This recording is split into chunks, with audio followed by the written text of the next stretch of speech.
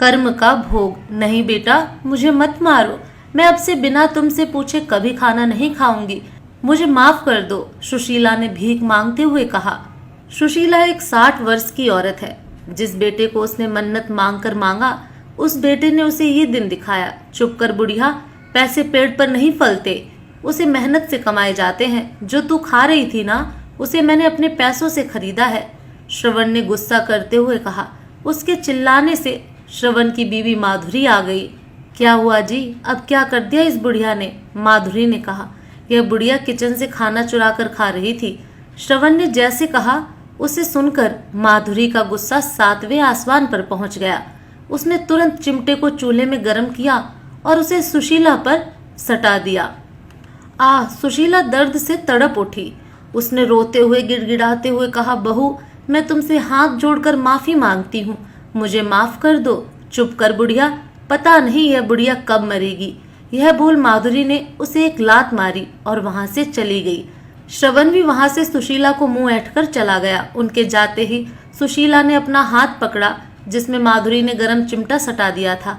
उसे रोते हुए खुद से कहा, क्यों श्रवण के बाबूजी, क्यों आप मुझे छोड़कर चले गए?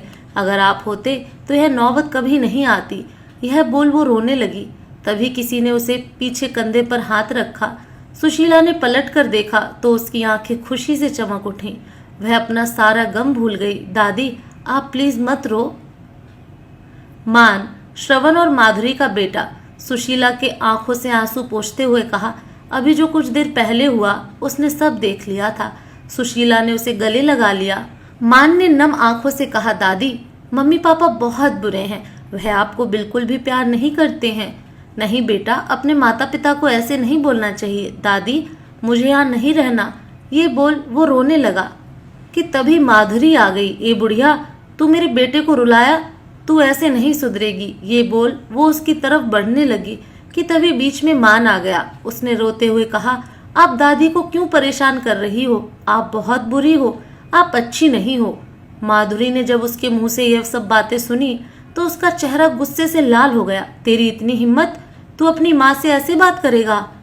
आप भी तो दादी से ऐसे ही बात करते हो। मान ने जैसे ही बोला, माधुरी ने उसके गाल पर एक चांटा मार दिया। क्या कहा तूने? अपनी माँ से बदतमीजी करेगा? जिसने तुझे अपनी कोख से जन्म दिया है तो उससे बदतमीजी करेगा? चल मेरे साथ। पता नहीं इस बुढ़िया ने मेरे बेटे के कान में क्या क्या मेरे खिलाफ भड़का दिया है। बच्चे को खींचकर ले जाने लगी। ये बोल वो मान सुशीला वहीं रोने लगी। ऐसे ही कुछ दिन बीतते गए। रोज माधुरी और श्रवण सुशीला को खरी खोटी सुनाते और बेचारी सुशीला रोने के अलावा कुछ नहीं कर पाती। एक दिन श्रवण के ऑफिस से उसके बॉस आने वाले थे। श्रवण ने गुस्सा करते हुए सुशीला से कहा, ए बुढ़िया, मेरे बॉस आने वाले हैं तो अपने कमरे से बाहर मत निकलना, वरना मेरी बेइज्जती हो जाएगी। श्रवण की बात सुनकर सुशीला की आंखें भर आईं। उसने अपने रुंधे गले से खुद से कहा, मैंने जिस बेटे को अपनी कोख से जन्म दिया, उसे मुझे अपने बॉस से मिलाने में बेइज्जती हो जाएगी। फिर वह भी वहां से अपने कमरे में चली गई। 1 घंटे बाद, आइए न सर, बैठिए, श्रवण ने अपने बॉस को बैठाते हुए कहा। अरे माधुरी, सर के लिए चाय पानी तो लाओ। यह बोल श्रवण अपने बॉस के सामने बैठ गया। अरे श्रवण, रहने दो, ठीक है, जगदीप ने कहा। अरे सर, कैसे रहने दें, आप पहली बार हमारे घर आए हैं, कुछ चाय पानी तो कीजिए, श्रवण ने कहा। तो जगदीप मुस्कुरा दिए। तभी माधुरी अपने हाथ में चाय नाश्ता लेकर आ गई। नाश्ते में समोसे, कचौड़ियाँ, जलेबियाँ और भी बहुत कुछ। मान अपने कमरे से छिपकर यह सब देख रहा था। उसने खुद से कहा, मम्मी पापा तो दादी को खाने के लिए भी नहीं देते और अंकल को इतनी अच्छी अच्छी चीजें खिला रहे हैं। उधर माधुरी और श्रवण जगदीप की खूब खातिरदारी कर रहे थे। करते भी क्यों ना, आखिर श्रवण को उसके गुड बुक्स में जो आना था ताकि उसे जल्दी प्रमोशन मिल जाए। अरे श्रवण, तुम्हारी माँ कहाँ है? कहीं दिख नहीं रही, जगदीप ने चारों तरफ देखते हुए कहा।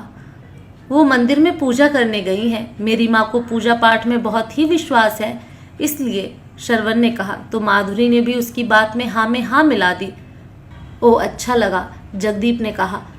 फिर आपस में बातें करने लगे। उधर सुशीला बिस्तर पर लेटी हुई थी।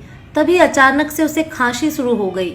उसने अगल बगल में देखा तो बिस्तर के पास वाले टेबल पर पानी रखा हुआ था। वह धीरे धीरे उठकर बैठने लगी। उसने जग धीरे से उठाया और गिलास में पानी डालने लगी। तभी उसे श्रवण की कही बात याद आ गई, मेरी बेइज्जती हो जाएगी। उसके कानों में वह आवाज गूंजने लगी। अचानक उसका हाथ लड़खड़ा गया और जग जमीन पर गिर गया। वह डर के मारे कांपने लगी। बाहर खड़े जब लोगों ने सुना तो वह भी चौंक गए। यह कैसी आवाज थी? जगदीप ने खड़े होते हुए पूछा। कुछ नहीं सर, श्रवण ने हक लाते हुए कहा। जगदीप ने उसकी बात नहीं सुनी और वह उस तरफ बढ़ने लगा जहां से आवाज आई थी। अब तो जैसे श्रवण और माधुरी की सिट्टी पिट्टी गुल हो गई। माधुरी ने धीरे से श्रवण को कहा, जी अब हम क्या करें? अगर आपके बॉस को पता चल गया कि हमने उनसे झूठ बोला तो वह आपको जॉब से निकाल देंगे। श्रवण ने उसे चुप रहने का इशारा किया। समझ नहीं आ रहा था कि वह क्या करे, उसे कुछ।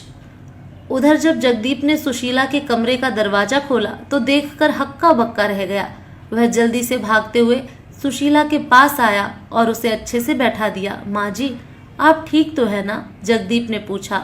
हाँ बेटा, सुशीला ने कहा। जगदीप ने श्रवण की तरफ देखते हुए कहा, श्रवण, तुमने मुझसे झूठ बोला और तुम ऐसा कैसे कर सकते हो अपनी माँ के साथ, जिसने तुम्हें पाल पोस कर बड़ा किया? तुम सिर्फ नाम के श्रवण हो। तुम्हारा काम बिल्कुल रावण की तरह है। जो इंसान अपनी माँ की इज्जत नहीं कर सकता, मैं उसे अपनी कंपनी में नौकरी में नहीं रखूंगा। सर प्लीज ऐसा मत कीजिए। श्रवण गिड़गिड़ाने लगा, पर जगदीप ने उसकी एक बात नहीं सुनी और वहां से चला गया। अब श्रवण का गुस्सा 7वें आसमान पर था। तेरी इतनी हिम्मत, तेरे कारण मेरी नौकरी गई। वह बोल अपनी माँ को मारने लगा। मुझे माफ कर दे बेटा, मैंने जानबूझकर नहीं किया। यह बोल वह दर्द से तड़पने लगी। मान यह सब देख रहा था। उसकी आंखों से आंसुओं की धारा बह रही थी। श्रवण ने सुशीला का हाथ पकड़ा और अपने घर से धकेल कर निकाल दिया और उसके मुंह पर दरवाजा बंद कर दिया। नहीं बेटा, ऐसा मत करो। मैं कहाँ जाऊंगी, मुझे माफ कर दो। यह बोल सुशीला दरवाजा पीटने लगी। माधुरी ने अंदर से कहा, तू जहन्नुम में जा बुढ़िया। सुशीला वहीं बैठ के रो रही थी। 5 घंटे बीत गए पर किसी ने दरवाजा नहीं खोला। सुशीला धीरे से उठी और बेसुध रोड पर चलने लगी। उसने एक घर का दरवाजा पीटा, अभी आई।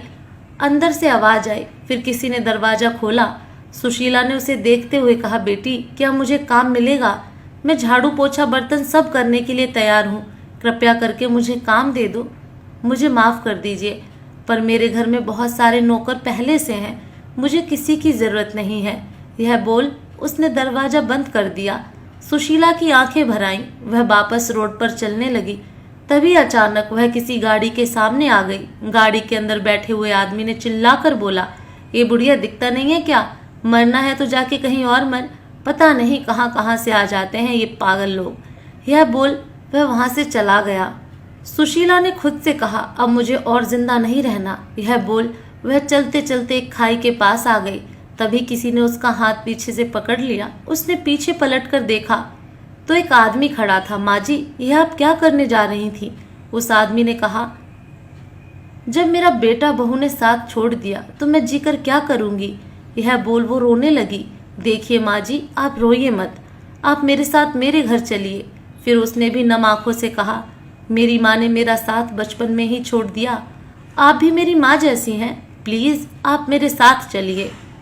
उसकी बात सुनकर सुशीला की आंखें भर आईं और उसके साथ चली गई। उस आदमी का घर काफी बड़ा था। सुशीला ने उस आदमी से कहा, क्या काम करूंगी बेटा मैं यहाँ पर? माँ, अब तो बस आपका एक ही काम है, मुझे ढेर सारा प्यार करना, बिल्कुल अपने बेटे की तरह। यह बोल दोनों अंदर चले गए। कुछ दिन बीत गए। सुशीला राघव को बिल्कुल अपने बेटे जैसा प्यार करती और राघव सुशीला को बिल्कुल एक माँ का प्यार देता जिसकी वह हकदार थी। एक दिन राघव ने सुशीला से पूछ ही लिया, आप उस दिन वहां उस खाई के पास क्या कर रही थी? उसकी बात सुनकर एक बार फिर सुशीला के जख्म ताजा हो गए। उसने नम आंखों से सब कुछ बता दिया। उसकी बात सुनकर राघव की आंखें नम हो गईं। उसने सुशीला को कसकर गले लगा लिया। माँ, आप फिक्र मत कीजिए, मैं भी आपका बेटा जैसा हूँ।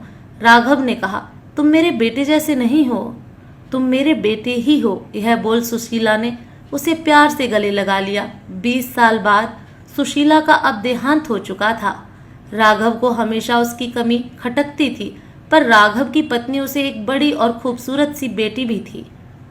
बिन्नी हमेशा संभाल लिया करती थी। राघव और नीति की दूसरी तरफ एक लड़का अपने माँ बाप को बहुत ही मार रहा था। मुझे माफ कर दो, मैं अब से तुम्हारी किसी भी चीज को हाथ नहीं लगाऊंगी। ए बुढ़िया, चुप कर। तेरी हिम्मत कैसे हुई मेरी इतनी जरूरी फाइल को हाथ लगाने की?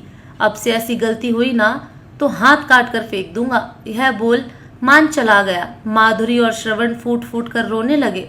माधुरी, मैंने भी अपनी माँ के साथ ऐसा बर्ताव किया था। भगवान मुझे उसी की सजा दे रहा है, श्रवण ने रोते हुए कहा। माधुरी भी रोने लगी। वहां कोई भी नहीं था, पर उनका रोना सुनने के लिए तभी एक लड़की आई और माधुरी के ऊपर झाड़ू फेंकते हुए बोली, कहाँ मर गई? जल्दी से पूरा घर साफ कर। और चली गई। यह लड़की और कोई नहीं, मान की पत्नी अंजलि थी। अब जो जो उसने सुशीला के साथ किया था वह मान भी उन लोगों के साथ करता था। अपनी दादी की हर एक आंसू का बदला वह अपने माँ बाप से लेता था। दोस्तों, हमें हमेशा अपने माँ बाप और अपने बड़ों की इज्जत करनी चाहिए, क्योंकि जो अब हम लोग अपने माँ बाप के साथ करते हैं, कल को आपके बच्चे भी आपके साथ कर सकते हैं, क्योंकि जैसी करनी वैसी भरनी।